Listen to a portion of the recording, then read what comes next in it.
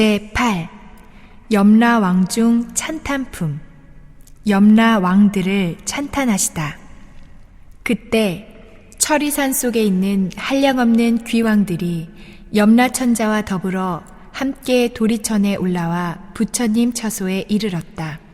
이를테면 악독귀왕, 다악귀왕, 대쟁귀왕, 백호귀왕, 혈호귀왕, 적호귀왕, 산왕귀왕, 비신귀왕, 전광귀왕, 랑아귀왕, 천안귀왕, 담수귀왕, 부석귀왕, 주모귀왕, 주화귀왕, 주복귀왕, 주식귀왕, 주제귀왕, 주축귀왕, 죽음귀왕, 주수귀왕, 주매귀왕, 주산귀왕, 주명귀왕, 주질귀왕, 주험귀왕, 삼목귀왕, 사목귀왕, 오목귀왕, 기리실왕, 대기리실왕, 기리차왕, 대기리차왕, 아나타왕, 대아나타왕 같은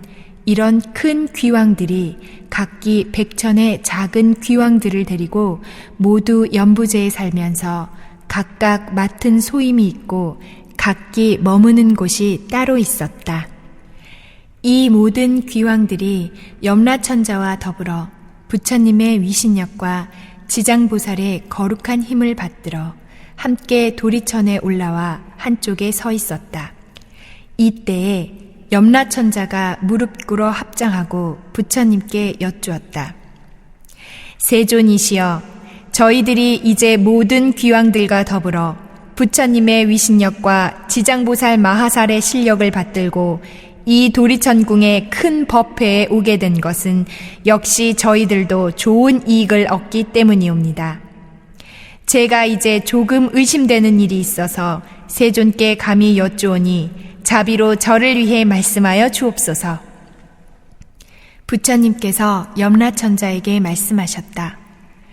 그대는 마음대로 물으라. 내가 그대를 위해 말해주리라. 이때 염라천자가 세존을 우러러 예배드리고는 지장보살님을 돌아보고 부처님께 아뢰었다. 세존이시여, 제가 지장보살을 살펴보니 육도 중에 계시면서 백천가지 방편으로 고통받는 중생들을 건지시며 피로도 괴로움도 싫어하지 않으십니다. 이 대보살에게는 이와 같은 불가사의한 신통한 일이 있사오나 그래도 모든 중생들은 죄보에서 벗어났다가는 오래지 않아 또 악도에 빠지나이다. 세존이시여, 이 지장보살에게는 이미 그런 불가사의한 신력이 있는데도 어찌하여 중생들은 선도에 의지하여 영원한 해탈을 얻지 못하옵니까? 세존이시여, 저를 위하여 말씀하여 주옵소서. 부처님께서 말씀하셨다. 남연부제 중생은 그 성품이 억세고 거칠어서 조복하기가 어렵고 어려워도 이 대보살이 백천겁으로 그런 중생들을 하나하나 구해내어 일찍이 해탈토록 하고 있느니라. 그러한 죄인들을 모진 악도에 떨어진 중생까지도 보살이 방편력으로 그들의 근본 어변에서 구출하여 숙세의 일을 깨닫게 해주건만 이 연부제 중생들은 스스로 악습이 무겁게 맺혀 있어서 금방 나왔다가 금방 들어가곤 하므로 이 보살이 수고롭게도 여러 겁으로 오래 제도하여야 되게 하느니라. 비유하자면 어떤 사람이 미혹하여 본집을 잃고 험한 길로 잘못 들어섰는데 그 길에는 숱한 야차와 호랑이, 사자, 독사 따위가 있어서 그 사람이 이 길에 들어서자마자 저 여러 악독한 짐승들과 곧 마주치게 되었다. 그때 한 선지식이 있어서 큰 술법을 가지고서 모든 악독한 것들을 잘 막아낼 수 있는 분이었는데 갑자기 미혹한 사람이 그 험한 길로 가고자 하는 것을 보고 이 선지식이 말하였다. 이 딱한 사람아, 어쩌자고 이런 길로 들어섰는가? 무슨 기이한 술법이라도 있어서 저 모든 사나운 것들을 막아낼 수 있다는 말인가? 그 사람이 문득 이 말을 듣고서야 비로소 험로임을 깨닫고 곧 물러서며 여기서 벗어나고자 하였다. 이때 그 선지식이 손을 잡고 이끌어 동물을 막으며 좋은 길로 인도하여 안전하게 해주고는 또 말하였다. 딱한 사람아, 이 다음부터는 저 길을 다시는 밟지 말게.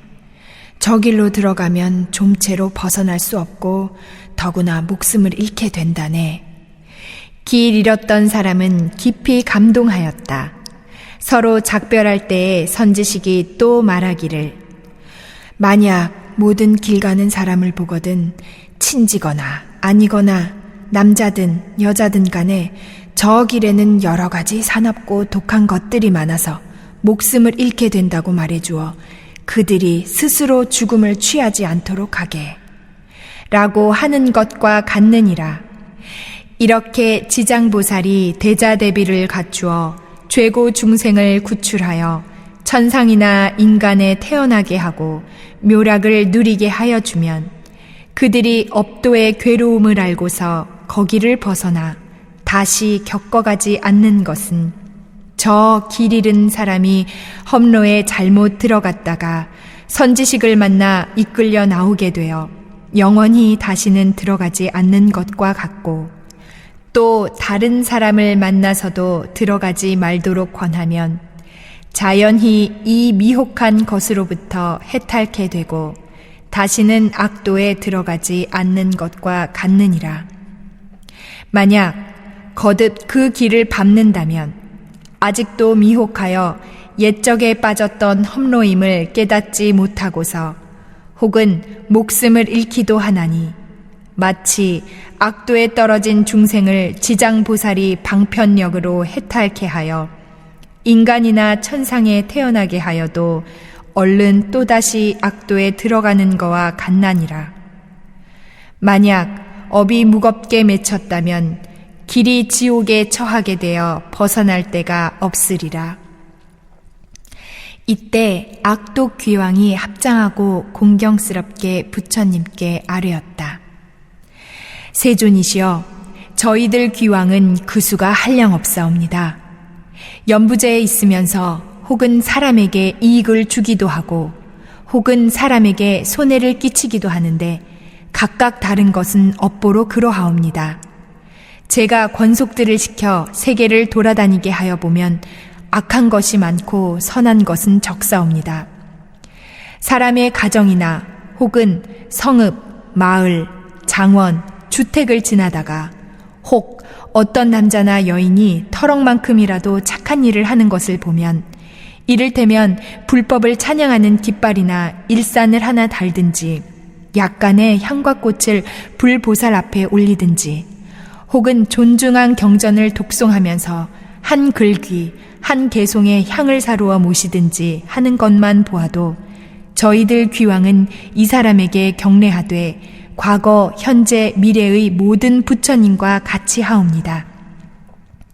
또한 큰 힘이 있거나 토지를 맡은 작은 귀신들로 하여금 이들을 보호하여 몹쓸 횡액과 모진 병과 뜻과 같지 않은 일들이 그 집에 얼씬도 못하게 할 것인데 하물며 그 집안에 들게 하겠습니까? 부처님께서 귀왕을 찬탄하셨다. 착하고 착하구나. 그대들이 염라천자와 더불어 능히 그렇게도 선남자 선여인을 옹호한다니 나도 역시 범왕 제석에게 일러서 그대들을 보호토록 하리라. 이 말씀을 하실 때 회 중에 있던 주명이라는 귀왕이 부처님께 아뢰었다. 세존이시여, 저는 본 어변으로 연부제 사람의 수명을 맡았나이다. 날 때나 죽을 때를 제가 모두 주관하옵니다. 제 본원으로는 저들을 매우 이롭게 하려는 것이오나 중생들은 제 뜻을 헤아리지 못하고 나고 죽으면서 모두가 편안하지를 못하옵니다. 이 연부제 사람들이 처음 낳을 때 남녀를 가리지 않고 출산할 즈음에 착한 일만 하여 집안을 더 이롭게 하면 자연히 토지신이 한없이 기뻐하면서 아기와 어머니를 옹호하여 아주 편안토록 하고 권속도 이롭게 하나이다. 낳은 뒤에는 삼가 살생을 말아야 하는데도 여러 가지 비린 것을 장만하여 산모에게 먹이며 또 권속들이 모여 술을 마시고 고기를 먹으며 노래 부르고 풍악을 울리며 즐긴다면 모자로 하여금 편안치 못하게 하는 것이 되옵니다. 왜냐하오면 해산을 할 때엔 무수한 악귀와 도깨비들이 비린내 나는 피를 먹으려 하는 것을 제가 사택, 토지의 신들로 하여금 모자를 잘 돌보게 하여서 편안케 해주나이다. 그 사람들이 안락한 것을 보고서는 마땅히 복을 베풀어 토지신들에게 보답해야 될 터인데 도리어 산목숨을 죽여서 권속들이 잔치를 벌이오니 이로써 재앙을 스스로 범하고 받으며 모자에게도 함께 손해를 끼치게 되옵니다. 또 연부제에서 임종하는 사람이면 선악을 묻지 않고 악도에 빠지지 않도록 제가 애를 쓰고 있사온데 하물며 스스로 착한 일을 하여서 저의 힘을 도와주는 사람이겠나이까? 이 연부제에서는 선행을 하였다는 사람이 임종할 때도 역시 100천이나 되는 악독한 귀신들이 혹 부모나 권속으로 둔갑하여 나타나 망인을 이끌어 악도에 빠지게 하거늘 하물며 본래로 악을 지은 자이겠습니까?